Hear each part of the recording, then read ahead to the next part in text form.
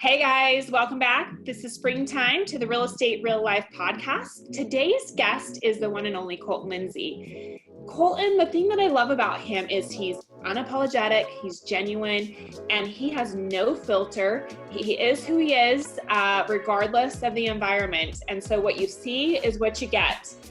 So in today's podcast, Colton didn't hold back anything, and there is explicit language.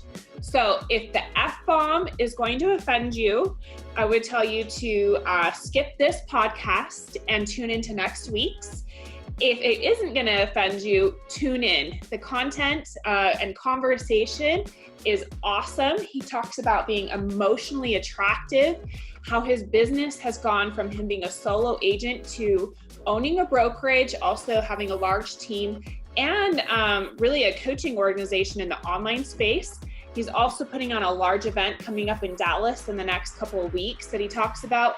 And he talks about his journey from going from using, heavily using drugs to now not using any substances, and really how he's gotten really clear about who he is by using meditation and breath work. So tune in. I hope you enjoy it, and I'm looking forward to your feedback. Hey friends, Bengtzen here, and I'm stoked to have you join us on Real Estate Real Life. Success in real estate and life is 80% mindset and 20% strategy. This podcast goes deep into the mind of top real estate entrepreneurs, CEOs, and mindset coaches across the country who are downright dominating their space and thriving in their lives and business. Tune in each week to learn how the best in the business are building systems that work for them and creating incredible opportunity and freedom in both their lives and businesses. Hey guys, it's Bengtzen. Welcome back to the Real Estate Real Life podcast. My guest today is Colton Lindsay, the WGR. Welcome, Colton. What's up? Thanks for having me, Bengtzen. I love it. Hey, so tell us what WGR stands for. It's a funny story, but long story short is it stands for the world's greatest realtor. So, So back history really quick. So the reason I asked Colton to be on this podcast today was two things. So I've known Colton when I joined Keller Williams back in 2010, you were a newbie agent. mm-hmm. How old were you in 2010? 9 years ago. You were... I was like 25, 26. 25. And no offense, he was a little bit of a shit show. Like, I remember rolling into team meeting and he had on his like dirty shorts and his t-shirt. Oh, geez. It's true. It's true. I know. I was in a stage in life where like I was spending all my money on sex, drugs, and alcohol. And like, I was just in a weird state in my life. Well, what's funny about that is like, I wouldn't have thought of when I saw you of like you were spending your money on sex, drugs, and alcohol. I just thought you were some punk kid, you know? Oh. But funny thing is, so over the years, you were somebody in my market space that was like, oh, it's Colton, whatever. And you came into my world at a higher level probably about 4 or 5 years ago. And I've really gotten to know you, and I love our conversations. Like our conversations always turn into these long, deep, you make me think. And so I'm like, who else better for the real life real estate? You and I were talking about this. The whole point of this podcast for me is I get to have these conversations. I'm like, if there were flies on the wall listening to this, how much value it would bring to other people's lives. Mm-hmm. And so, yeah, I'm just super grateful to be chatting with you because you're a wealth of knowledge, my friend. Yeah, I would say that's like one of the gifts I've been given is like this thing of curiosity, right? Like staying curious. And it has taken me down some dark holes, but it's also opened me up to some very amazing, beautiful spaces. And so I would say that's something for you listeners is be curious all the time. Be curious. Yeah. So give us a little bit, because this is a little bit real estate driven, but also I really wanted you on here because the mindset component, and we have some great conversations. Give everybody kind of a rundown quickly of who you are. WGR, World's Greatest Real Estate Agent, not Realtor. I remember that story. Yeah, I can't say Realtor anymore because I got shut down with that. So yeah, but tell me a little bit about your business. Yeah, so I got licensed in real estate the end of 2005. I didn't do anything the first 10 months. I sold like 2 houses, one to my sister and one was like a walk-in. You know, that time the construction was hot. I got lucky and I still couldn't fucking figure out how to sell houses then, right? I was still young and I was just a little weird, right? So then I did okay for a few years. I started selling, I don't know, a handful of homes, and then like 2009, I did a really great year. I was working with Kevin Ivins that year. I think that was like close to my first 6-figure year. And then I went backwards. Like I was just like, because I was spending all my money, like I said, on sex, drugs, alcohol. That's when I was hanging out with, a good friend of ours, Mike Hall, who passed away.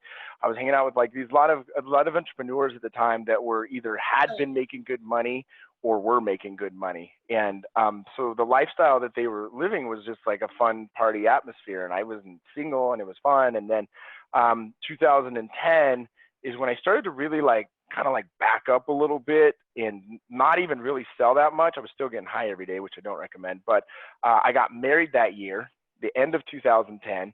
I took quite a bit of time off. We traveled to Southeast Asia. We just hung out. I don't know, I made like 50 grand in 2011, not very much. And then 2012 is when, the end of 2011, I found out I was going to be a dad. That's when we got pregnant with Harper. And then 2012 was I went from 50,000 to 215,000, and then to 300,000, and then I just went to where my best year was 750 with real estate and our online revenue, which is it's just kind of like my journey. But along the way, there was these roller coasters of ups and downs, and it had really nothing fucking to do with business.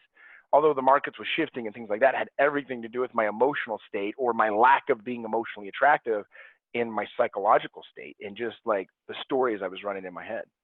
So when you say emotionally attractive, go deeper on that, because I think that's something that people are like, what? What do you mean emotionally attractive? Right. So there's certain people that just have this vibe about them. Like you can't even put your finger on it, but you just are drawn to whatever's going on. And there's 2 different ways. There's a positive emotional attractive and there's a negative emotional attractive.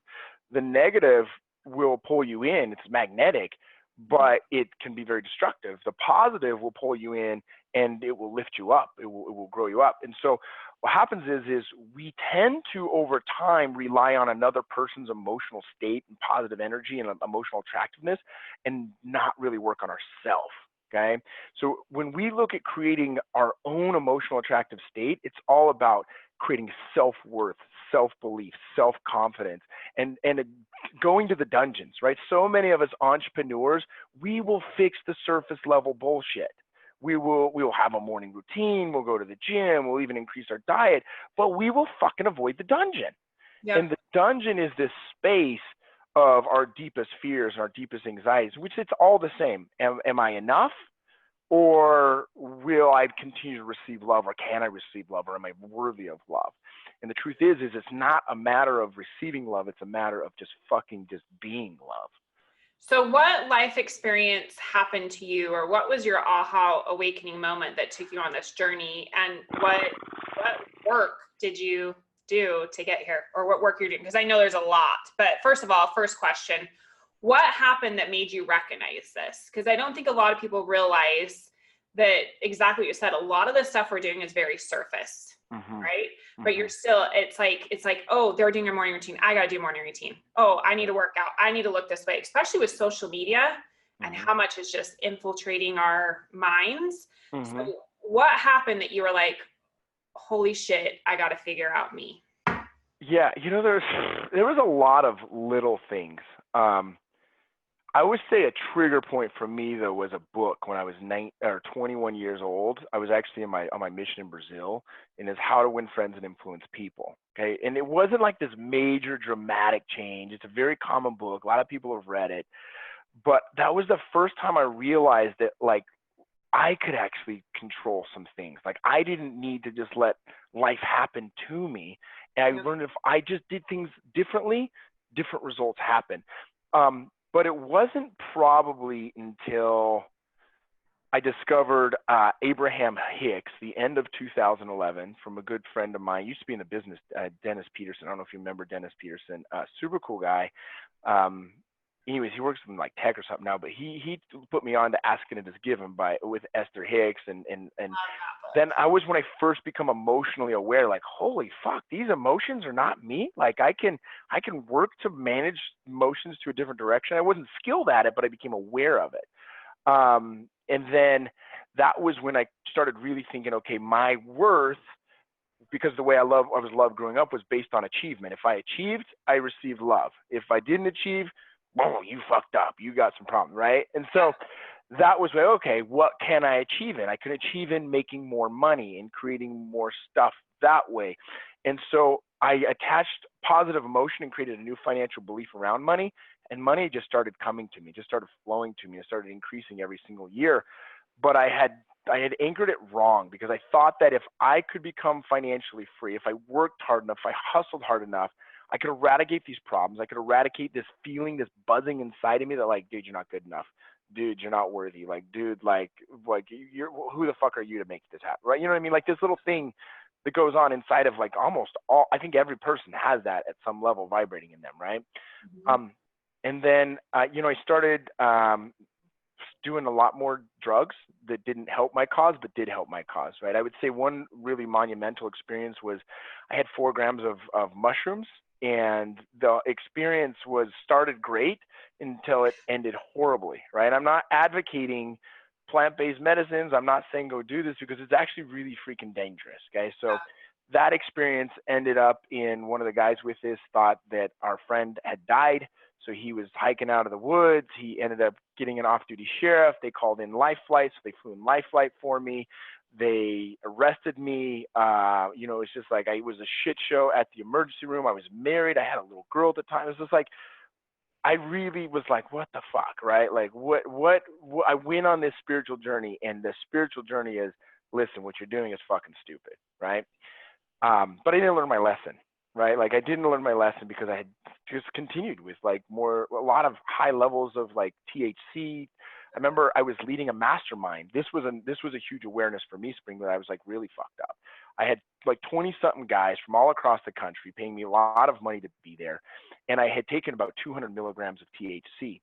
And we were sitting around this campfire. Like, if you don't know, like 200 milligrams is a shit ton of fucking THC. Like, when you eat a gummy bear that is so like normal now, it's 10 milligrams. So I had like 20 of those. Just think about that, right? Why? Why did you do that? That's a great question. We make choices. Like, this was my curiosity that took me down a dark path where I realized no one was fucking coming to save me. Like, if I wanted something different, I had to make these decisions.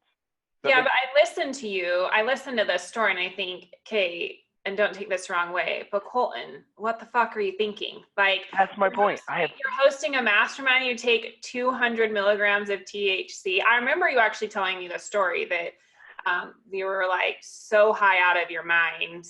So high. And you can tell the rest of the story, but I mean, I guess I'm listening to you thinking, obviously you had a breakthrough at some point because now you're where you're at, but yeah. What the fuck was going through your mind through all of this? It was this underlying belief. Number one, I was really living in my ego at that time. I really had this facade and this belief that I was better than I really was. Like this, it's called the Imposter Syndrome. It's either you believe you're not as good as you are, or you believe you're better than you are. Right. Okay. So I bounced back and forth through that. And anyways, I'm in there and we're sitting around this fire and we're doing the break this ice thing. And I said, hey, you know what? This is a safe place. Whatever you guys want to share with us, you guys share. And it turned into this place where people were sharing some deep, dark fucking secrets that I realized men specifically, and I believe women probably have this as well. Like there's these shame factors about them. They don't want to share. They want to share because they want it out of their fucking system, but there's not a safe place for them to do it. And it happened to be that night that I created a safe space for them. But then I started hallucinating that what if all these people were actually me in these different ways? And so then I started seeing it as me, like one guy wanting to commit suicide, one guy living in mass amounts of anxiety, one guy cheating on his wife, one guy, and it was like all these different things. And I was like, holy fuck, what if this is me? And then as I progressed through my life and I started studying more, I got really into transcendental meditation, okay? Transcendental meditation was what started realizing that that voice, that chatter that's going on, you know, that one that's like, I'm not good enough, I'm not strong enough, I'm not worthy enough. What if you can't make it happen? How are you going to deal with the drama? Like, maybe I'm not so interested in my spouse. Like, why isn't there any connection there? Like, all these different things that go on that we don't, in social realm today, the whole social culture scape doesn't want to fucking talk about this shit because it's not politically correct. It doesn't fit the agenda, right? And so, but we're all dealing with this. I've never met a person that when they open up to me, this isn't the shit that's going on inside of them or something to that kind of idea. And so I could calm that voice and realize the voice wasn't me. It was just like, it wasn't my thought. I became the observer of this, and then I could begin to decide over time, what things did I want to like hold on and believe, and what things did I want to not, like, that just didn't bring me good feelings and good emotions and good experiences. And then I had one really like life altering experience when I met with the Native Americans, and I did a ceremony called Grandfather Peyote. There's about 1,000 milligrams of peyote, which I definitely do not recommend. And like, I know you guys hear me talking about like plant-based medicines, but I'm telling you, like, there's something better than it. And I'll get to that, right? Yeah, Cole, and I'm thinking the people listening to this are like, okay, so you went on this journey of all these plant-based medicines. So how do people do it without? Because right, I'm going to get to that in just a second, because I've discovered the way that a person can do it, okay? I just had to take the wrong turn first to do it.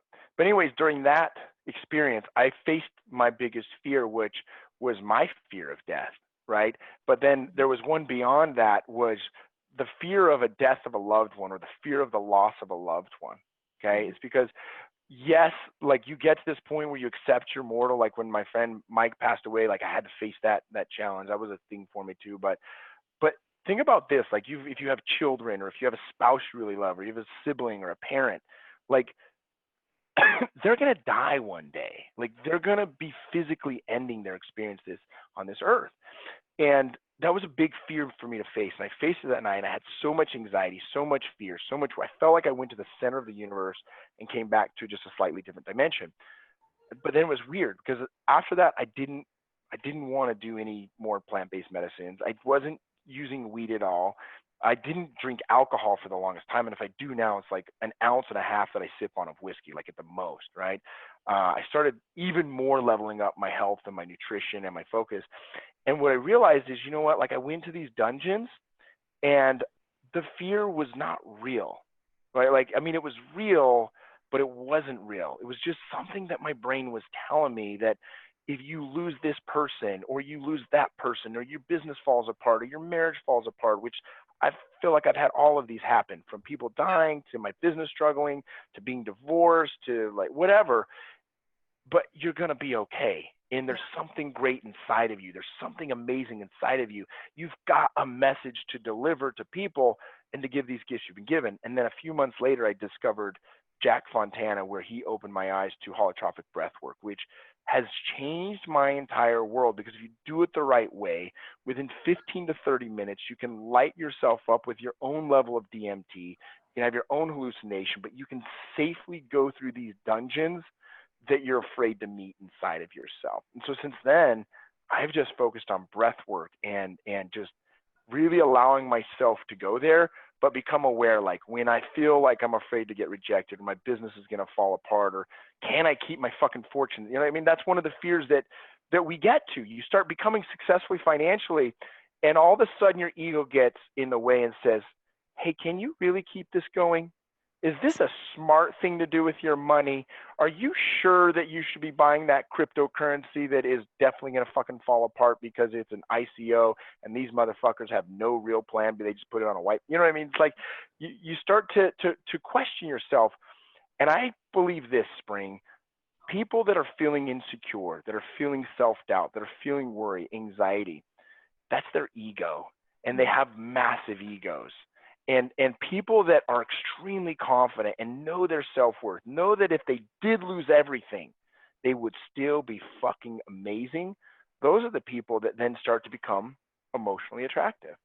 And you can do it through a slower way, which is transcendental meditation, or a faster way is through holotropic breath work. I would highly encourage you not to get involved with plant-based medicines. That's my belief, my experiences. But there are ways to do it that you can go back in time and process. So emotionally attractive, I 1,000,000% agree with you. I've done breath work before. I have not done the plant-based medicine, but emotionally attractive, I think applies to all aspects of life, right? Oh. Like it applies to clients and business. Like people want to work with people that are confident. They know what they've got going on. They can articulate it. People want to be in relationships, partnerships, relationships with that emotionally attractive person.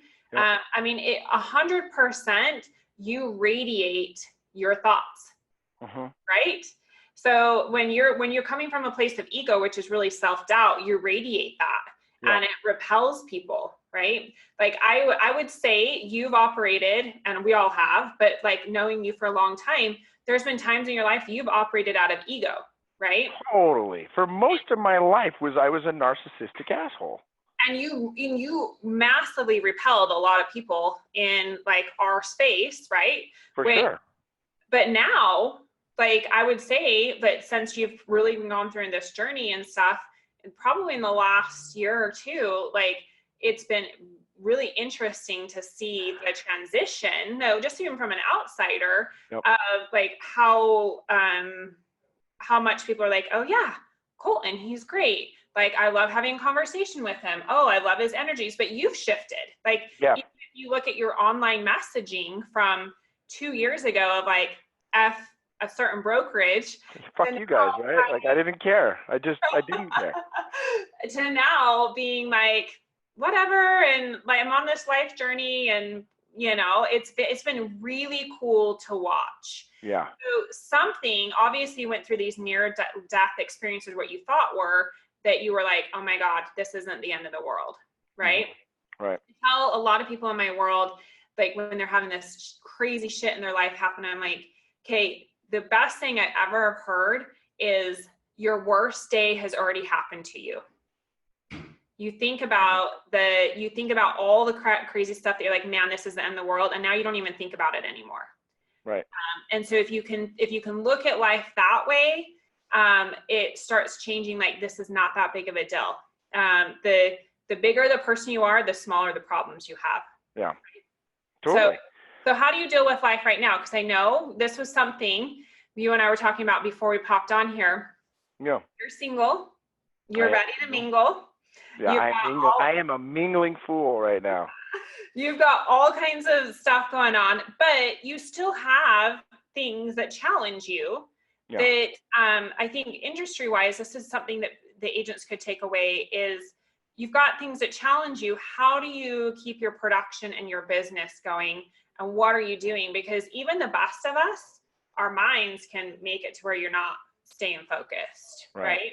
That real estate roller coaster. So well, I think the first thing is recognize that time does not equal money, but it equals emotion. And between now and when you die, like we avoid talking about this day that's going to happen. It could happen today. It could happen probably for me is like 125 years from now. Like I'm going to live a long time. Because you're a green smoothie man. Right. Green smoothies, plus with technology coming out and you know what I mean? Stem cell research. It's like amazing. We can live for a long time. But then the question becomes, okay, if time equals emotion, what emotion do I want to experience more of? And what emotion is most attractive? And there's not just one emotion, right? But the emotion, go ahead. But attractive to who? To you? To me. Yeah, to me. So how do you want to feel, right? Right. So for me, the emotion I could never feel was peace. Like I could just never have peace in my life. And then I said, you know what? I'm going to choose to feel peace. What allows me, what actions cause me to feel peace? First thing in the morning, that's what I go do. I started designing my life to go take the actions to say, fuck what I think is going to make me happy and go do what actually makes me happy. What I found out was money does not make me happy. It just doesn't. Like, I mean, I enjoy flying first class, don't get me wrong. And that's something I will always do or private, but I will never, ever trade money for my happiness or my peace. So then I started to realize, okay, well, I can be peaceful, but that ain't going to make me a ton of money. And I still need money and I still need to take care of my family. I have financial obligations, right? And then I realized, okay, but what was that? What was that emotion that caused me to make more money? And I realized it was enthusiasm and it was absolute fucking certainty that I could make it happen. So I started creating what was the activity that if I do, it creates certainty in me to allow me to grow my business. And then I started realizing, you know what, there's not just business, and there's just not like my personal life. There's spiritual, there's mental, there's physical, there's social, there's financial, and there's these emotional realms. And then I started realizing, well, what if I could create a sort of certainty in all of these realms instead of looking out to get certainty? And I'll give you an example. Like the way I've looked at relationships in the past was, how could I get certainty from this relationship? Instead of, how can I bring certainty to this relationship? How can I bring this emotion and this enthusiasm? And I say this in a nice way, look people in the eyes, tell them what I'm about. If they don't like it, fuck them. Yeah. And I don't mean fuck them like you're not a good person, but I mean, I am so self-validated. I'm so loving of myself that I don't need your outside approval. Which leads me to my latest journey, which is with the dating, with being single at 35 and running a business and being a dad that has his kids 60% of the times and flying to speak at events. And it's like, well, wait a second. Have I done the work in the dungeon that allows me to realize that, like, yes, I want a partner that rides with me and supports me and glides with me, but I don't need her. Does that make sense? Because the truth is, like, if we fall deeply in love with someone, they could die. They could literally like just be dead tomorrow. Totally. If I attach my happiness, not that I won't be sad and be upset and be bummed, because there's that process, but it's not the end of my life. And more importantly, what peyote taught me is it's not the end of my existence. Yeah. I love that you said you're creating the certainty. And I think that that comes back to all aspects. Like you're creating emotionally, mentally, the activities that you're doing, you're knowing what needs to happen to create those certain things. And we can take that back to business. Like you want the certainty in your business, you do the work, right? Like Colton, you're showing up. You want the certainty you're going to make the money, you're showing up to do those activities. So if you crave certainty, you have to do you have to do the work. You have to be that person instead of expecting it to come to you. So then the question is, what is the work?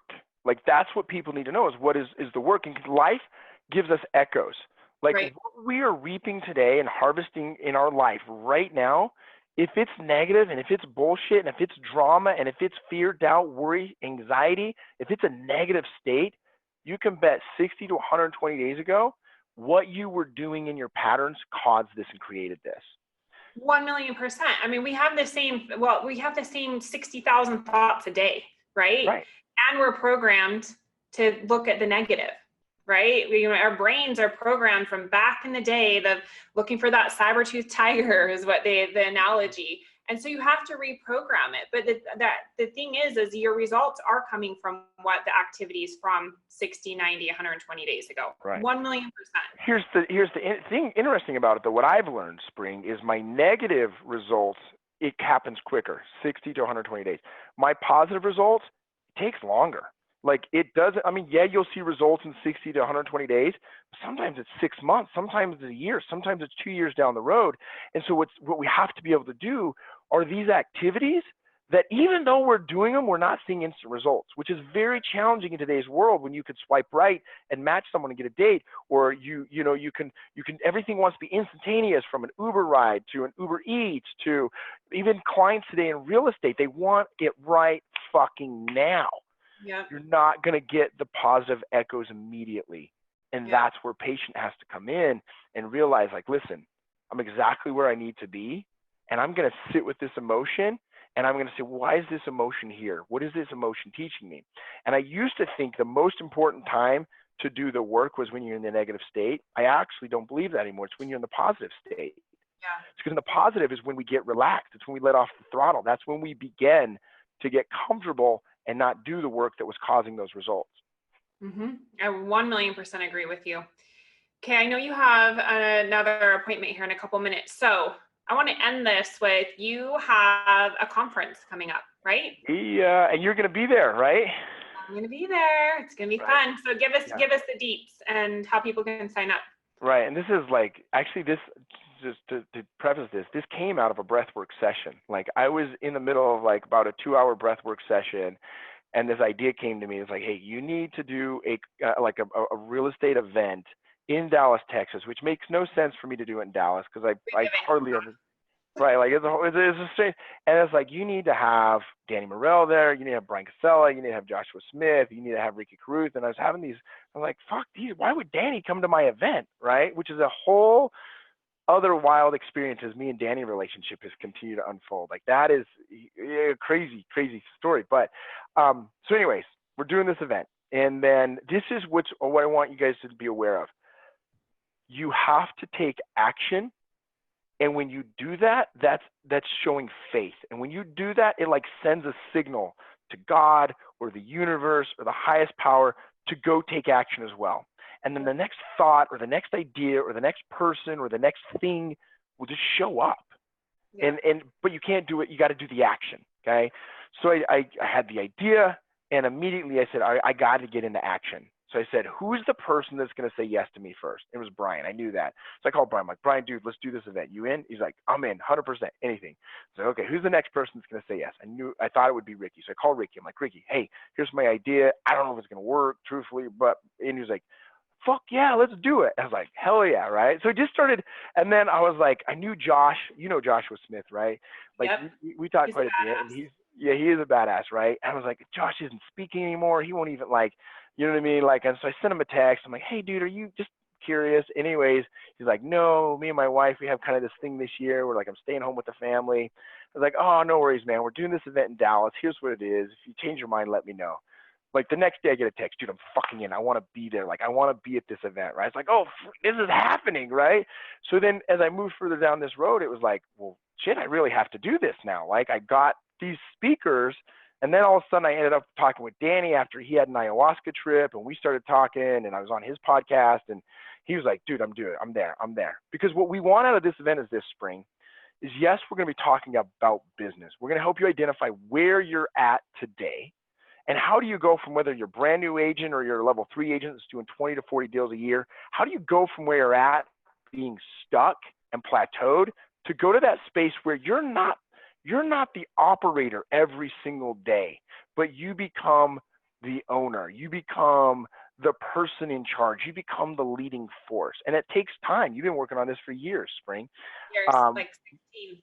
Right. Like it doesn't happen overnight. And so that's what I wanted to bring in, is these people that have done that and that are doing that. Like Danny Morell, $1.1 billion in volume sales last year. Are you fucking kidding me? Is ridiculous, right? Over $40 million in revenue is what he's working on. So what we want is people to say, okay, number one is, how do I get out of this fear-based place with my business or my life or my relationships? How do I move to, whether you call it love or excitement or enthusiasm or positivity, how do I move with positive momentum forward?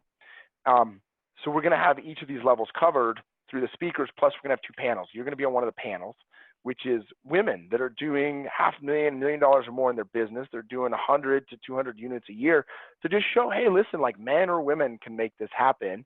And we all have these struggles. Have you not had some shit struggles over the last 16 years? We don't have time for that. That's a whole other podcast, but yes.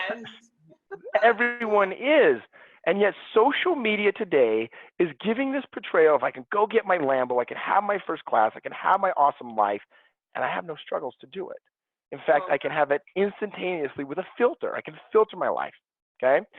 And so that's why I wanted to put this event together with two things in mind. Is one is, who's crushing it with the old school ways, which are still very relevant in business today. You've got to get on the phone and have conversations. But who's bringing in the new world of business, mingling these together and accelerating it so that we can help and make a difference as many people as possible. So it's going to happen. September 19th is the VIP night. The 20th and 21st, all day. This is full immersion, right? It's going to be the Dallas Mavs Gaming Hub, right? So they got, I didn't know this, but like NBA 2K League, they have like a whole fucking facility to go play like video games, right? So we're going to do it at this, yeah, it's amazing, right? So we're going to have a VIP night on a rooftop bar. Danny's going to be there. Josh is going to be there. Hopefully you're going to make it for the VIP night. All the speakers are going to be there. And there's going to be maybe 50 people max. You're going to be able to really network with some high achievers that are thinking differently, not just to make money, but to live like truly fulfilled in their core. Like, I think that's one of the major things I want out of this event.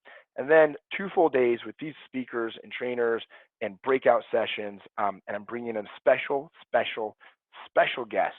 Samantha, my friend Samantha, okay? So she owns a company called Pause Breathwork. We talked about how do we have this growth and these underlying discussions with ourselves in the dungeons through breathwork. So she is going to lead a breathwork session at the event so you can leave with a skill set every single day that will transform your life forever. We did it at Danny's event. We had about 1,500 people at Danny's event. Wow. There was not a dry eye in that freaking audience. It was That's amazing. awesome. Yeah. So how do you get tickets? www.thewgrsummit.com. You can use promo code THEWGR, get $100 off, get your ticket for $197, and upgrade to VIP for another $297. So yeah. I'm stoked. I'm excited to be part of it. I love our combos. Thank you so much for taking time of your day to chat with us, and let's connect soon. Cool. Awesome. Thanks, Spring. Okay, thanks so much. Chat with you later. We'll see ya. If you like today's podcast, go ahead and take a screenshot of the podcast, tag myself at Spring Bengtzen, hashtag the Real Estate Real Life Podcast, and let me know what you'd like to hear more of, who you'd like to have me interview, as well as you really, really liked it. Go and subscribe. It will alert you every time we have a new episode, as well as go to the iTunes stores and give us a review.